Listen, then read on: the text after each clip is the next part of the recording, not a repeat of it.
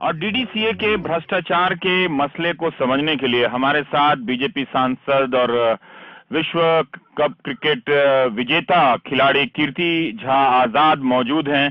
कीर्ति जी, पिछले 8 साल से आप इस डीडीसीए में कथित रूप से भ्रष्टाचार के मामले को उठा रहे हैं। क्या हम जान सकते हैं कि ये मामला क्या है, और क्या आप उससे पहले ये बता सकते हैं कि आपकी नजर में वित्त मंत्री और इसके पूर्व चेयरमैन रहे अरुण जेटली की कोई स्पष्ट भूमिका है, कोई ऐसी बड़ी भूमिका है जिससे लेकर उन पर जवाबदेही तय की जा सकती है? रवि जी, सबसे पहले तो ये मामला भ्रष्टाचार का है जी, और इस विषय पर मैं ही नहीं, हाँ, मेरे साथ में बिशन सिंह बेदी जी हैं, मनिंदर सिंह हैं, सुरेंद्र खन्ना हैं, एनसीटी क्रिकेट है, बहुत सारे इनके खुद के एग्जीक्यूटिव कमेटी के डायरेक्टर्स हैं जो समय समय पर भ्रष्टाचार को लेकर लिखते रहे हैं। और अभी सीबीआई ने इंस्टीट्यूट की है, 40 दिन पहले इनको नोटिस भेजा है जिस पे उन्होंने 40 प्रश्न इनसे पूछे हैं। उसमें जो प्रश्न है, उसमें प्रश्न है कि आपने चार्टर्ड अकाउंटेंट कैसे रखा, 17 कैसे रखे, आपने जो यहाँ पे कार्य कराए उसमें आपने कोई टेंडर किया या नहीं किया। इसके अंदर हमारे पास 14 ऐसे फ्रॉड कंपनियों के नाम हैं जिनको 87 करोड़ रुपया दिया गया। और ये स्टेडियम बनाया इंजीनियर्स प्राइवेट इंडिया लिमिटेड ने, पहले 24 करोड़ में बनाना था, फिर बनाया उन्होंने 57 करोड़ में। वो बिल्डिंग प्लान के मुताबिक सब पास करके यहां से गए और उसके बाद 87 करोड़ रुपए उसके ऊपर और खर्च हो गए। एक तो पूरा स्टेडियम आप देख लीजिए जो बना है वो 57 करोड़ का, 57 करोड़ जी, उसके ऊपर 87 करोड़ लगे स्टेडियम बनाने के नाम पे, जिसका कि कोई हिसाब ही नहीं है कि कहाँ है। एग्जीक्यूटिव कमेटी में पास हुआ कि नहीं हुआ किसी को नहीं मालूम। और हम लोग सब कोई मिलकर के लिखते रहे, चिट्ठी बताते रहे। उस समय हमारे अध्यक्ष अरुण जी ही थे और हम लोग लिखते रहे। पहले तो उनको बताया, फिर आपको ध्यान होगा कि श्रीलंका का मैच अबैंडन हो गया जी। उसके बाद ये कहा गया नहीं, हम क्रिकेटर्स को इन्वॉल्व करेंगे जी। हम उनको जानकारी देते रहे कि यहाँ ओवर एज बच्चे खेलते हैं, यहाँ पर पुलिस के भी ओवर एज बच्चे खेलते हैं। हमने नाम भी दिया, पुलिस में भी लिखवाया, पुलिस ने एफआईआर किया, फिर आगे कार्रवाई नहीं की। ये सब जो आप बता रहे हैं ये सब कागज है मेरे पास। हाँ, पर ये अव्यवस्था चीजें हैं कि कोई ठीक से उसे मैनेज नहीं कर रहा है। हम ये जानना चाहते, देश के वित्त मंत्री हैं, क्या ये हल्का फुल्का आरोप उनके ऊपर लगाया जा रहा है, या जिस तरह से आम आदमी पार्टी और कांग्रेस अभी सक्रिय हुई है, आप 87 करोड़ की बात कह रहे हैं, तो एक अध्यक्ष के नाते वो कहाँ चूक कर रहे थे, कहाँ उनकी कोई भागीदारी बनती है? क्योंकि उन्होंने कहा है कि वो ऐसे अस्पष्ट वेग आरोप के जवाब नहीं देते हैं। कोई स्पेसिफिक हो तो बताइए, मैं जवाब देने के लिए तैयार हूँ। हमारा कोई व्यक्तिगत आरोप तो है नहीं, लेकिन यह तो अवश्य है कि हम उनको आगाह करते रहे, चिट्ठियों के माध्यम से करते रहे। उसके बाद जब चिट्ठियों के माध्यम से नहीं हुआ तो हमने पार्लियामेंट में प्रश्न उठाया। पार्लियामेंट में प्रश्न उठाया तो मिनिस्ट्री ऑफ कॉर्पोरेट अफेयर्स की तरफ से सीरियस फ्रॉड इन्वेस्टिगेटिंग ऑफिस ने वहां पर उनके ऊपर इंक्वायरी की। 42 काउंट्स पे उनको उन्होंने दोषी पाया। ये बड़ा ही अच्छा सिस्टम है वहां कि करोड़ों की हेराफेरी हुई और हजारों की कंपाउंडिंग कर दो। अभी तक क्रिमिनल एस्पेक्ट किसी ने नहीं देखा है जिसको लेकर के सीबीआई आगे बढ़ी है।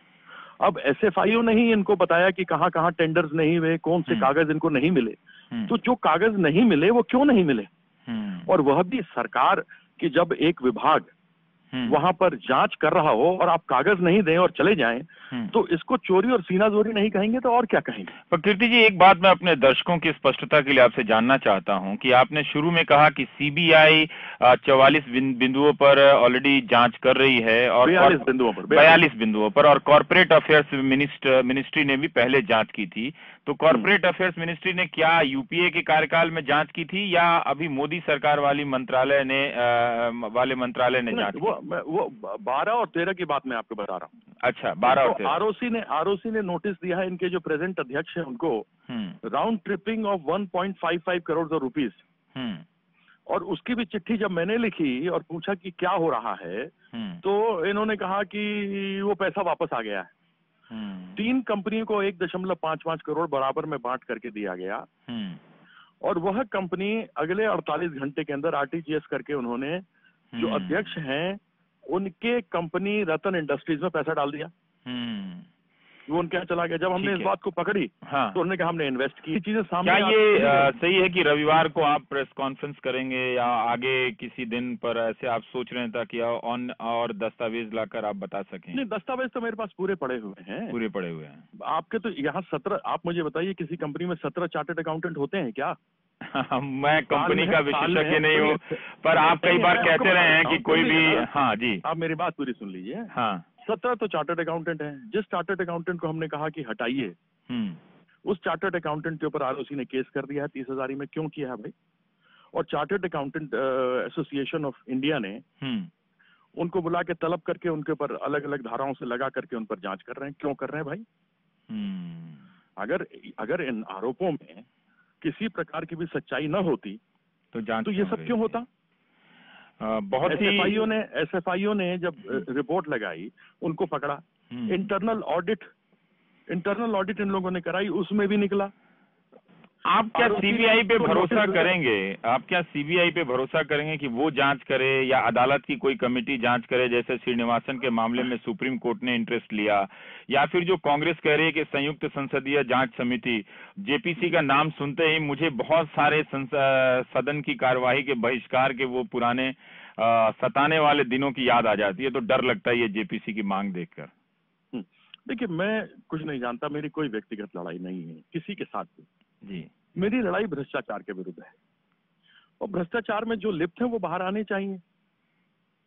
मुझे किसी से व्यक्तिगत क्या लेना देना? अगर आपको नहीं लगता कि इस पूरे प्रकरण में सर बीसीसीआई में आप देखिए किस प्रकार से जस्टिस मुकुल मुडगिल कमेटी लगी थी, जस्टिस लोधा कमेटी लगी थी, क्यों लगी थी? उसका कारण क्या था? आप मुझे एक चीज ये बताइए कि मद्रास में रजिस्ट्रार ऑफ सोसाइटीज में बीसीसीआई रजिस्टर्ड है, और बाकी सब ने सेक्शन 25 में अपने आप को रजिस्टर किया हुआ है। क्यों भाई? सेक्शन 25 जो फिलैंथ्रोपिस्ट होते हैं, जो अपनी तरफ से कोई सोशल काम करते हैं, तो यह एक ऐसी जगह बन गई है, यह एक ऐसा सेक्शन है जिस सेक्शन के अंदर जिसको चाहना है वो बहती गंगा में डुबकी लगा लो। वो परिस्थिति इस सेक्शन 25 की है। तो हमें भी सोचना पड़ेगा आगे कि इसको साफ करने के लिए कैसे काम करना पड़ेगा। और अगर सफाई की बात हम करते हैं, सच्चाई करते हैं, सच बोलना झूठ है, गुनाह है, सच बोलना गलत है, गुनाह है, तो मैं ऐसी गलती और ऐसे गुनाह हरदम करता रहूंगा। जी, बहुत बहुत शुक्रिया। बेटा हूँ, स्वतंत्रता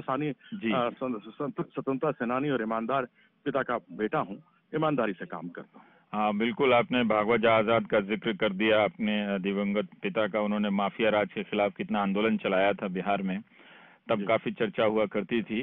कीर्ति, बहुत बहुत शुक्रिया आपकी इस बहादुरी के लिए। और आपकी एक शिकायत मैं अपने दर्शकों से साझा कर देना चाहता हूं कि आप अक्सर कहा करते थे कि जब भी आप डीडीसीए का मामला उठाते हैं, प्रेस इसको रिपोर्ट नहीं करता है क्योंकि कोई एक बड़ा शख्स इसमें शामिल है। तो चलिए, इसी राजनीति के बहाने वो रिपोर्ट हो रहा है। कौन सच है नहीं है ये हम नहीं जानते हैं। बहुत बहुत शुक्रिया। सुबह का भूला शाम को घर आ जाए तो भूला नहीं खिलाते रवीश जी, तो इसलिए आपको भूला नहीं मानता। Thank you.